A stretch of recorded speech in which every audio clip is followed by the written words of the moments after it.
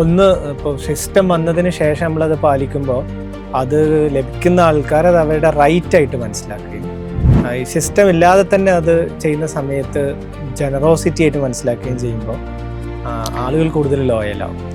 അങ്ങനെ ഒരു ഇമ്പാക്റ്റ് അതിനുണ്ട്.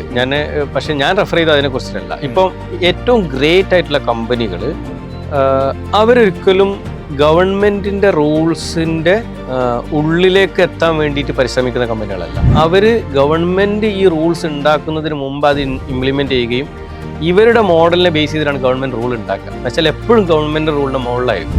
അപ്പോൾ പിന്നെ അവരുടെ കോർപ്പറേറ്റ് ഗവേണൻസ് പ്രിൻസിപ്പിൾസും അതിന്റെ സ്റ്റാൻഡേർഡ്സും എപ്പോഴും ഗവൺമെന്റിന്റെ റിക്വയർമെന്റിനേക്കാളും വളരെ മുകളിലായിരിക്കും.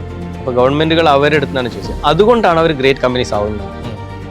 അപ്പോൾ നമ്മൾ ഈ നിയമം പാലിക്കാൻ വേണ്ടിയിട്ടുള്ള പരിശ്രമത്തിനേക്കാളും നമ്മൾ തന്നെ സെൽഫ് ഡിസൈൻ ചെയ്തിട്ടുള്ള കാര്യങ്ങളിലേക്ക് പോകുന്ന സമയത്ത് ഈ ആളുകൾ ഈ ഒരു സിസ്റ്റത്തിനെ ഇഷ്ടപ്പെടാനും ഒക്കെ തുടങ്ങും. അതുകൊണ്ടാണ് ഇപ്പോൾ നമ്മൾ പ്രൈവറ്റ് കമ്പനികളിൽ തന്നെ ഇന്ന കമ്പനിയിൽ ജോലി ചെയ്യണമെന്നൊക്കെ ആൾക്കാർ ആഗ്രഹിക്കുന്ന ഒരു സിറ്റുവേഷനൊക്കെ ഉണ്ടല്ലോ.